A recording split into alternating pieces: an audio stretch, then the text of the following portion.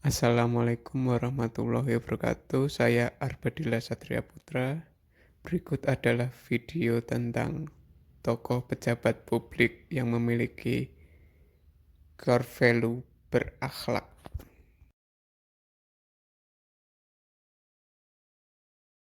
Berorientasi pelayanan, saya memilih tokoh Joko Widodo. Pertama, memahami dan memenuhi kebutuhan masyarakat. Dua, ramah, cekatan, solutif, dan dapat diandalkan. Tiga, melakukan perbaikan tiada henti. Salah satu program beliau ialah lahirnya staf khusus milenial. Itu membuktikan bahwa kepemimpinan Jokowi serius memperhatikan kepentingan kaum milenial. Di satu sisi, sikap Jokowi yang selalu melibatkan milenial menjadi bukti keberpihakan terhadap milenial. Keberpihakan yang dapat meningkatkan kompetensi dan kualitas dalam diri. Accountable. Saya memilih tokoh Andika Perkasa. 1. Melaksanakan tugas dengan jujur, bertanggung jawab, cermat, serta disiplin dan berintegritas tinggi. 2. Menggunakan kekayaan dan barang milik negara secara bertanggung jawab, efektif, dan efisien. 3. Tidak menyalahgunakan kewenangan jabatan. Beliau mempunyai kebijakan yakni penghapusan tes renang, peniadaan tes akademik, serta penghapusan larangan keturunan anggota PKI sebagai calon prajurit TNI. Jadi, seluruh anak muda Indonesia memiliki hak sama untuk mengikuti seleksi penerimaan prajurit TNI tanpa memandang suku, agama, dan asal-usul orang tua. Kompeten, saya memilih Sandiaga Uno. 1.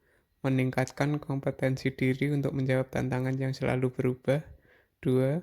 Membantu orang lain belajar.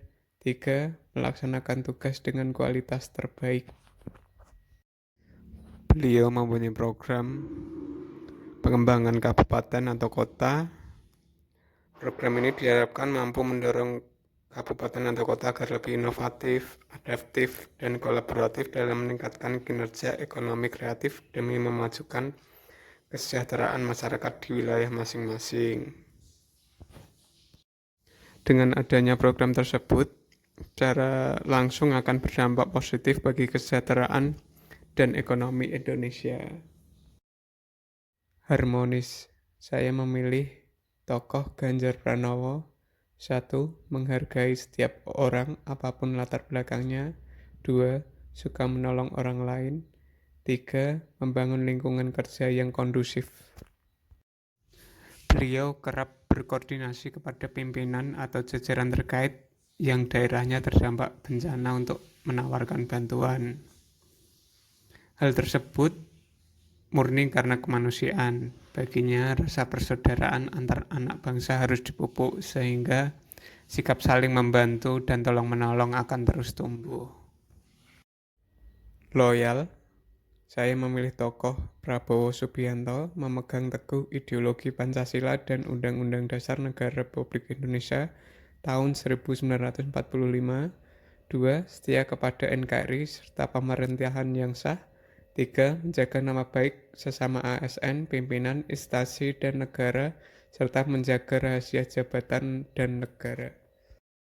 Beliau adalah Menteri Pertahanan Republik Indonesia dalam pemerintahan Presiden Jokowi yang dulu juga rival dalam pemilihan presiden atau Pilpres 2019. Beliau rela ikut dalam kabinet pemerintahan Jokowi untuk sebuah pengabdian pada Indonesia. Karena memiliki tujuan yang sama, maka lebih baik dilakukan dengan kerjasama. Adaptif, saya memilih Tri Risma hari ini. 1. Cepat menyesuaikan diri menghadapi perubahan. 2. Terus berinovasi dan mengembangkan kreativitas. 3. Bertindak proaktif. Beliau mempunyai program pemberdayaan masyarakat. Ditegaskannya sesuai dengan amanat Undang-Undang Dasar 1945, kemanusiaan, keadilan, serta fakir miskin dan anak terlantar berada di bawah tanggungan pemerintah. Karena itu, beliau dibuktikan terutama terhadap anak-anak terlantar. Kemudian fakir miskin itu yang akan diprioritaskan untuk program pemberdayaannya. Sehingga anak-anak kita bukan hanya mengadakan tangan, tapi mereka bisa melakukan segala sesuatu. Kolaboratif, saya memilih Ibu Sri Mulyani. 1. Memberi kesempatan kepada berbagai pihak untuk berkontribusi. 2. Terbuka dalam bekerja sama untuk menghasilkan nilai tambah. 3. Menggerakkan pemanfaatan berbagai sumber daya untuk tujuan bersama. Sebagai seorang pimpinan yang baik di Kementerian Keuangan, Ibu Sri Mulyani memiliki sifat sportif dan suportif. Sifat tersebut dimiliki oleh Ibu Sri Mulyani dan dibuktikan ketika dirinya memberi surat pada seluruh staf Kementerian Keuangan yang telah bekerja bersama dirinya.